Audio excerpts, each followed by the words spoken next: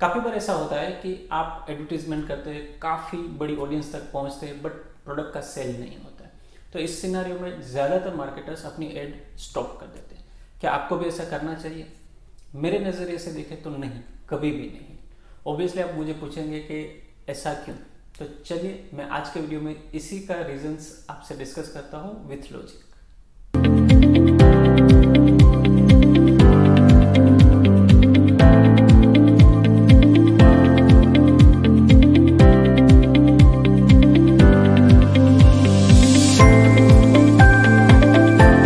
ऐसा बिल्कुल ज़रूरी नहीं है कि जब आप एडवर्टीजमेंट कर रहे हैं उसी वक्त आपकी टारगेट ऑडियंस आपकी प्रोडक्ट या सर्विस को परचेज करे।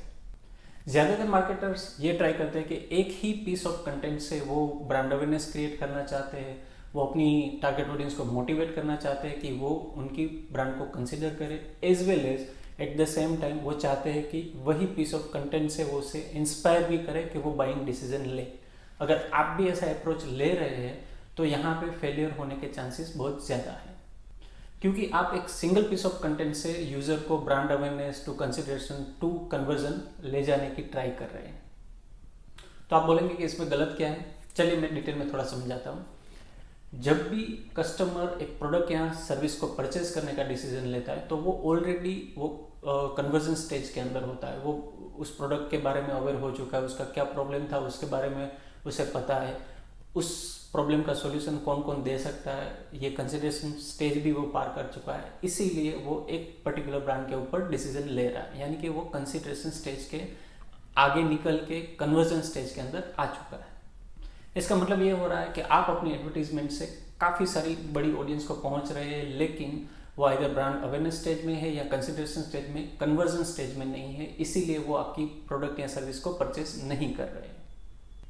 यानी कि आपकी प्रोसेस सही है लेकिन कॉन्टेक्स्ट गलत है। तो आपको इसे सुधारना होगा और इसके लिए आपको आपकी कंटेंट स्ट्रेटेजी के ऊपर वर्क करना होगा। आपको इंश्योर करना पड़ेगा कि जो आप कंटेंट डिज़ाइन कर रहे हैं वो आपकी टारगेट ऑडियंस की पोजीशन, उसकी जो कस्टमर लाइफ साइकिल जर्नी होती है उसमें कहाँ पे है और उसके रिलेटेड लेजर फोकस्ड होना चाहिए। आप बोलेंगे कि ये तो थियोरेटिकली सही है, बट इसे प्रैक्टिकली किस तरह से इम्प्लीमेंट करें? तो चलिए इसको स्टेज बाय स्टेज समझने की कोशिश करते हैं।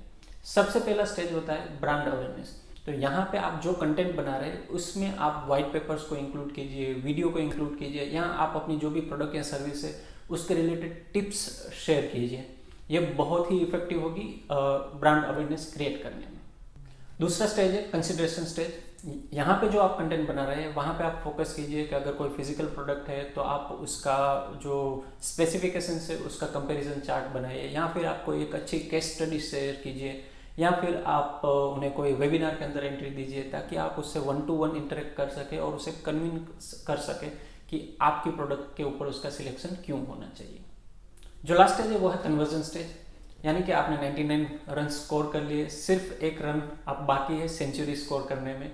तो यहाँ पे आपका जो कंटेंट है उसका फोकस होना चाहिए free consultation, free demo, free trial, या फिर आप उसे कोई डिस्काउंट कोड दीजिए। इस तरह से आप उसे जो भी छोटा सा हिंड्रेंस आ रहा है उसे रिमूव कीजिए और उसे कन्वर्ट कीजिए। तो मेरा कहने का मतलब है जो लोग आपकी एड देख के परचेज नहीं कर रहे उनके सामने आपको एक्चुअली ज़्यादा फ्रीक्वेंसी से अपीयर होना चाहिए। बट यहाँ पे आपको स्ट्रेटेजिकली चूज करना होगा कि आपका क्रिएटिव सही हो, आपका समय सही हो और आपका कंटेंट टाइप सही हो। अगर आप ये चीज़ें करते हैं तो सर्टनली जो टारगेट ऑडियंस है उसमें से आप कस्टमर्स कन्वर्ट कर पाएंगे। तो याद रखिए कि आप बड़ी ऑडियंस तक पहुंच रहे हैं और उसमें से कोई आपकी सेल नहीं हो रही है तो एड स्टॉप मत कर दीजिए, रादर अपनी कंटेंट स्ट्रेटेजी को रिवाइज कीजिए, रिविजिट कीजिए कि कहाँ पे गलत हो रहा है, उसे इम्प्रूव कीजिए ताकि आपको बेटर रिजल्ट्स मिल सके। इस तरह की काफ़ी सारी interesting information about social media marketing and Instagram marketing इस प्लेलिस्ट के अंदर है, तो इसे देखना मत भूलिए। और अगर सेल नहीं हो रहा है तो एड स्टॉप मत कीजिए, अपनी कंटेंट स्ट्रेटेजी को रिविजिट कीजिए। Good luck.